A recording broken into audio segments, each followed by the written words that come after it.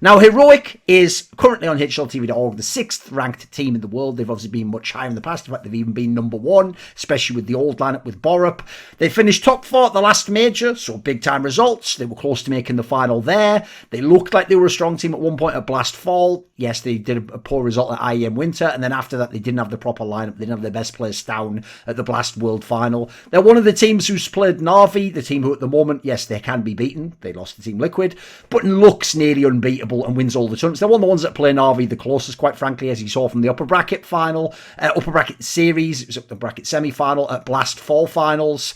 And quite frankly, they've looked at, and they are looked at as a potential world number 1, maybe, a contender. Sure, Na'Vi puts the world number 1 thing a little bit out of the position at the moment, but if you're asking who else is there, they'd be one of the first names most people would mention, and I agree with most of that. I would characterise it, and obviously I did characterise a lot of that myself, but even so, there are some quite serious weaknesses and concerns I think you have to mix in with and shade in with the strengths of the team, because it's not as obvious that they will be a world number 1 or that they will beat out the likes of the Na'Vis of the world and win tournaments, actually. So let's start basically where you start with all teams, like the quality of the players, right? How good are the pieces you're working with? I think this is a pretty good lineup. I'd go further. I would say this is a very good lineup, actually, the roster. This looks like a well put together squad. Whoever made the roster moves did a bang up job with who they removed and who they replaced them with. They took the right gambles on people repeatedly. There are no bad players in this team. You are never worried about who is alive from Heroic in a 1vx or a 2vx situation. Whoever it is, whichever 1 or 2 it is, you think it's possible that they can do it, which says something about the squad that they have and the vibe and sort of the atmosphere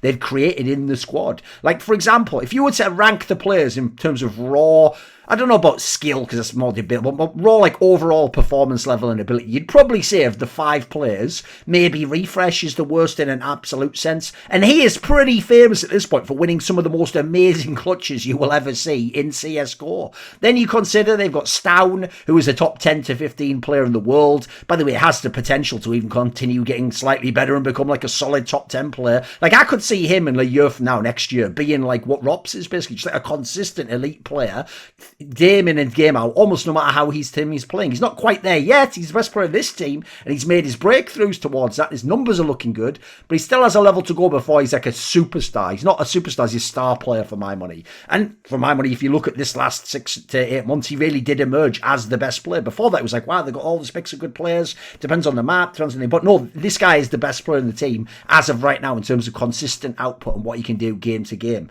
Then you have Tessus, who has the raw skills to be a very good player, one of the best players in the world, but you can tell he's still finding his feet. He's obviously far less experienced than the likes of Stown, but you look at the aim and the mechanics, it's just obvious this guy's fantastically skilled and can be so much more in the future. I think Shush has always been an underrated player since his Mad Lions days. In this team, he's shown you what a good entry player he can be, what a fearless entry. He's a good clutch player. You can put him in tricky spots. He'll seemingly always play out the spot in an intelligent way with his teammate and get more than you'd expect of. It's a pretty consistent player as well. So, like, you look at the base of this team, like, we still haven't got anyone who's got any sorts of issues, really, in terms of playing these games out. The thing about this team as well is they not only have no bad players, I don't think they have a player who's bad at their role, all in all, except maybe if you're saying cadiaN as the AWPer is bad at his role, but only if we're contrasting him with the elite AWPers. He is certainly not an elite AWPer, and you've seen enough of his career now that you know that's not going to change. He's not going to suddenly improve, just like Amanek was never going to just get 20% better with the AWP, was he? He's played it out his whole career, mate. But he's still an alright AWPer, is cadiaN, and quite frankly, it doesn't hold them back unless they're playing the absolute best teams, the elite teams that stop them from winning competitions. So for me, it's actually not too dissimilar to Amanek in G2. Now, to be fair, cadiaN definitely doesn't play the more supportive style of AWPing like Amanek does. And there's the fact that cadiaN has that Amanek doesn't, which is cadiaN obviously is the IGL as well, which I'll get to in a second. So I think even when they use him on his AWP and he's not the best against the best teams, they're actually one of the better teams at working around it generally. It's just that if you're playing the superstars, remember, they don't have a superstar and they don't have a superstar AWPer. So that's their problem, is they can face a double threat there that the others don't. Like, at least Amanek might not have to be the best AWPer. They have Nico, though. Nico can go head-to-head with most of the best players, even if they're AWPers. That's the problem I think they have in Heroic in terms of the raw personnel at the moment. Now, I do think, though, that cadiaN is doing a pretty good job, if not a very good job, as an IGL. Like, him and APEX at IGL seem like the revelations of this year, outside of the obvious people like Nefana that we didn't know how good they were. This guy's doing a fantastic job. He seems to be making very good calls. He's one of the reasons they know all the maps, that they can go between all maps like that. A lot of that has has to be given credit to him. In fact, even working in some of these inexperienced players and people that other guys weren't gambling on. People like the Astralis of the world weren't signing these guys up really quickly when they were worth pennies on the dollar, but they made the right choices in this team. And then, obviously, the way, as I mentioned, people used to define the team, it's a solid distribution of skill as well. It's not all jammed up into one or two players.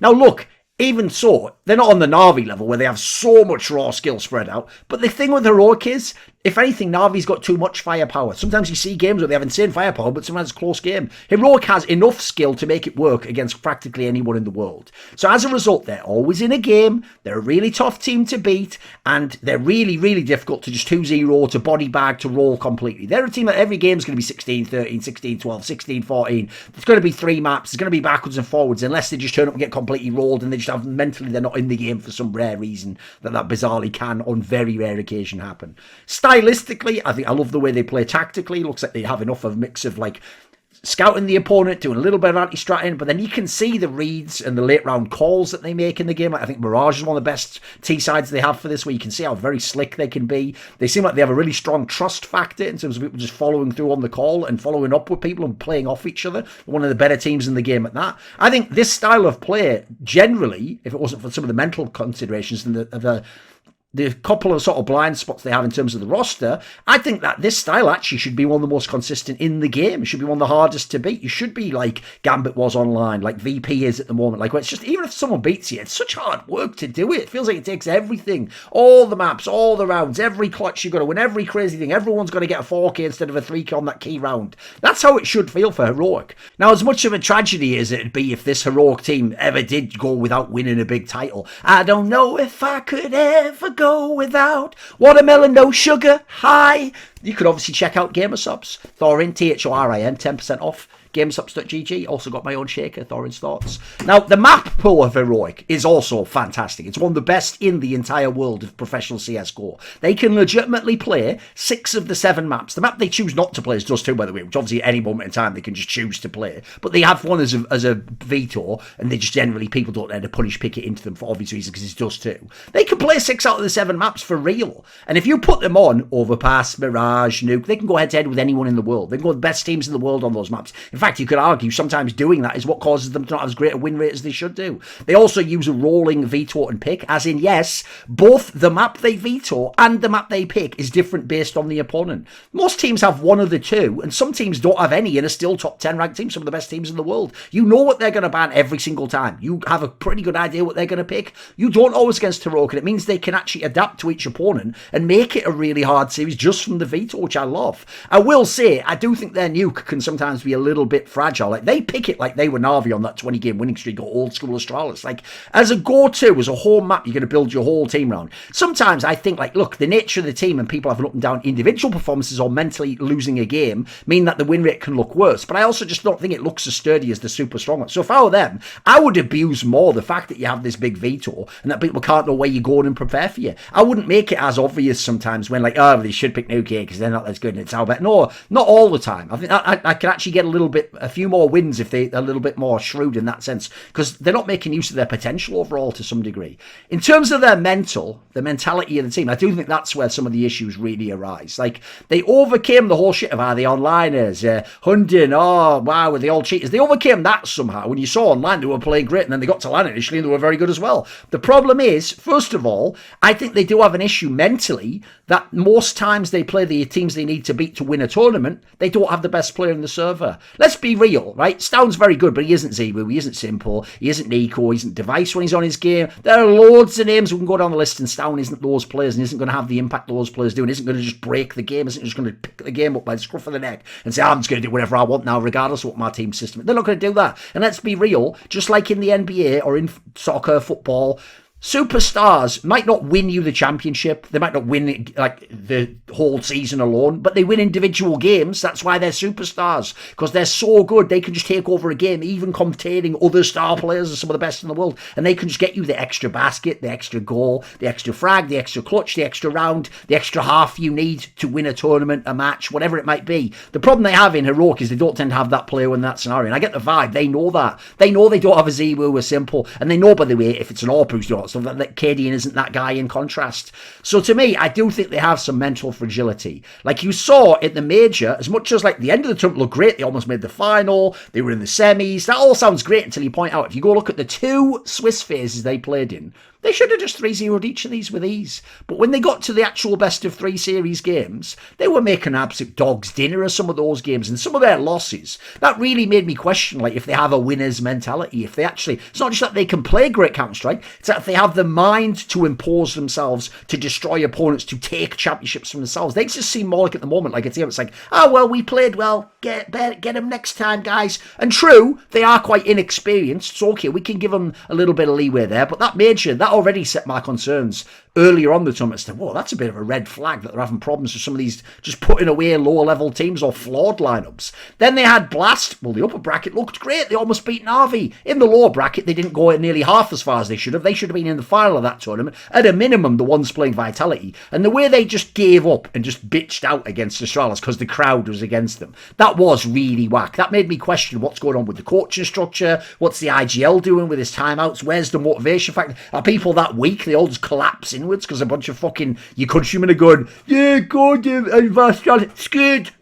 Like, who gives a fuck? Like, that just makes you roll over. That's where you saw the inexperience of those players. And then IEM Winter, that's just an absolute fail. Like, you should have won that tournament. You should have been in the final of that tournament. There was no Na'Vi. Instead, they were eliminated way earlier than they should have been. And in absolute joke fashion, look, I get there's a best of 1 in the tournament, but even so, there's a best of 3 there. Like, that was a really big missed opportunity. And as a result, they somewhat blew their window, did Heroic. Right, think about it. Na'Vi won all the tournaments. G2 had some finals. Vitality had some finals. Even NIP was in a bloody final. Right? Think about this. Between the major, Blastfall and IEM Winter, I won't count World Final because there was no stand there. Right?